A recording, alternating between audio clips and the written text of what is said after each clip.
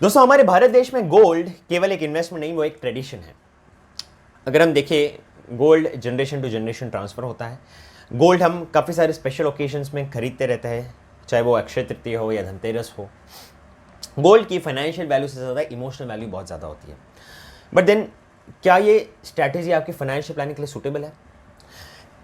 क्या गोल्ड आगे खरीदना आपके लिए फ़ायदेमंद रहेगा? देखिए दोस्तों, गोल्ड में रैली आने के बाद से बहुत सारे लोगों ने गोल्ड की तरफ अपनी एलोकेशन बढ़ा दी है। तो यहाँ पर आपको एक चीज़ समझना है, गोल्ड में एक तो पहले रैली क्यों आई ये जानना ज़रूरी है। दूसरा, क्या ये रैली आगे कंटिन्यूस रहेगा? और तीसरा, अगर आप गोल्ड खरीद रहे तो आपको क्या एलोकेशन मेंटेन करना चाहिए और किस तरीके से आपको गोल्ड खरीदनी चाहिए।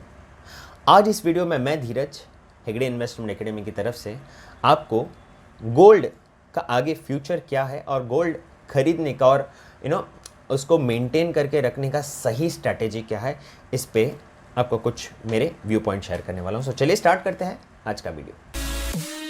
तो दोस्तों, गोल्ड में रैली आने का कारण बात क्लियर है। आप जानते ही हैं कि कोरोना वायरस के चलते बहुत ज़्यादा अनसर्टेनिटी डेवलप हो गई थी और लोगों को, जो एग्रेसिव इन्वेस्टर्स भी थे, उनको कंजर्वेटिव इन्वेस्टमेंट्स करनी थी। उन्हें ज़रा सोचना था, समझना था कि कैसे आगे चीज़ें अनफोल्ड होगी। तो ऐसे वक्त में जहाँ पे अनसर्टेनिटी बहुत ज़्यादा होती है तो लोग गोल्ड में इन्वेस्टमेंट्स ज़्यादा करते हैं and then gold is considered as a safe haven. तो वो एक बहुत बड़ा फैक्टर था। उसके साथ ही साथ यूएस और चाइना का जो ट्रेड वॉर था उसकी वजह से भी काफ़ी अनसर्टेनिटी क्रिएट हो गई थी मार्केट्स में। एंड इसी के साथ ही साथ ग्लोबल सेंट्रल बैंक्स ने काफ़ी स्टिमुलस पंपिंग करके रखा था। तो ये सब के चलते गोल्ड को बढ़ना ही था। बट देन अगर आप ऐसा समझ रहे कि जो इवेंट्स 2020 में हुई थी आगे भी होगी, तो फिर आप गलत हो। बिकॉज अब वापस से ये इवेंट्स का होना और गोल्ड का बढ़ना दोनों भी काफ़ी नहीं के बराबर है। तो ऐसे में आपको एक चीज़ समझनी है कि देखिए, गोल्ड रेगुलर रिटर्न्स नहीं देता है। क्या लगता है आपको गोल्ड रेगुलर रिटर्न्स देता है? नहीं, बिल्कुल नहीं। इतिहास गवाह है, गोल्ड रिटर्न्स देता है तो एक ही बार में लंपी रिटर्न्स देता है। मतलब 3 से 5 साल में आप देखोगे एक ही साथ इतना रिटर्न्स दे देगा कि प्रीवियस सारे सालों के भी रिटर्न्स को कवर कर लेता है। बट देन ऐसे में चलते वो इवेंट्स ही गोल्ड को ज़्यादा इन्फ्लुएंस करते हैं। ऐसे कुछ अनसर्टेन इवेंट्स जब इकोनॉमी में या पूरे विश्व में होती है, तब ही गोल्ड आपको रिटर्न्स देता है। सो 2020 में जो रैली आई उसके वजह से अगर हम देखें, गोल्ड की ओवरऑल वैल्यूएशन बढ़ जाने की वजह से लोगों के पोर्टफोलियो में गोल्ड की एक्चुअली एक्सपोजर अभी काफ़ी बढ़ गई है। तो ऐसे में चलते आपको देखिए गोल्ड में प्रॉफिट बुक करना चाहिए।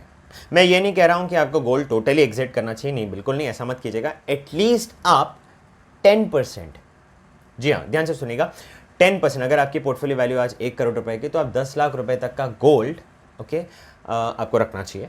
बट अगर उसके ऊपर आप और बाई कर रहे हो तो वो इतना ज़्यादा आपके लिए फ़ायदेमंद रहेगा नहीं। बिकॉज आपको ये समझना है कि ग्रोथ पोर्टफोलियो में आपको लॉन्ग टर्म में ज़्यादा फ़ायदा होगा। तो गोल्ड रखना अच्छी बात है, बट उसको लिमिट करके, उसको रेगुलेट करके रखना उससे भी ज़्यादा इंपॉर्टेंट है। दोस्तों, अब मैं जो बताने वाला हूँ ये सबसे इम्पॉर्टेंट है, क्योंकि अभी आपको ये तो पता चल गया कि गोल्ड में एलोकेशन कितना रखना चाहिए। अब मैं आपको बताने वाला हूँ कि आप गोल्ड को कैसे होल्ड कर सकते हो अपने पोर्टफोलियो में। देखिए, सबसे बेस्ट तरीका है सोवरेन गोल्ड बॉन्ड्स खरीदना, SGBs।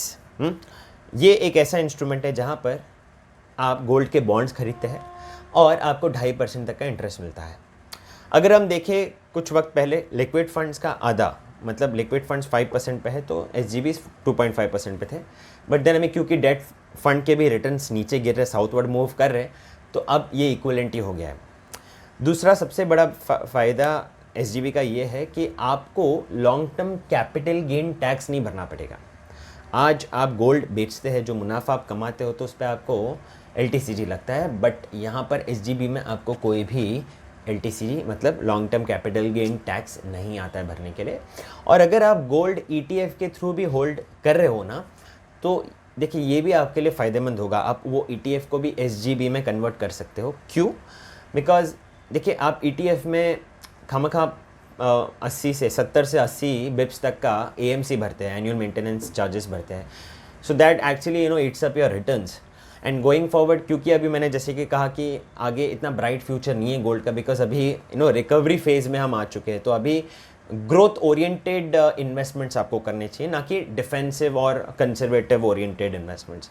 तो क्योंकि अभी गोल्ड आपको इतना ज़्यादा रिटर्न्स आने वाले दिनों में देगा नहीं, तो इट इज़ बेटर कि आप उसके बॉन्ड्स खरीद के रखिए, बिकॉज पोर्टफोलियो में एक सर्टन पार्ट, जैसे कि मैंने कहा 10% तक का एलोकेशन होना ज़रूरी है गोल्ड में।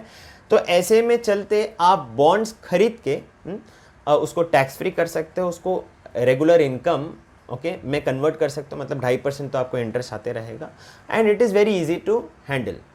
तो ये कुछ मेरे एनालिसिस है।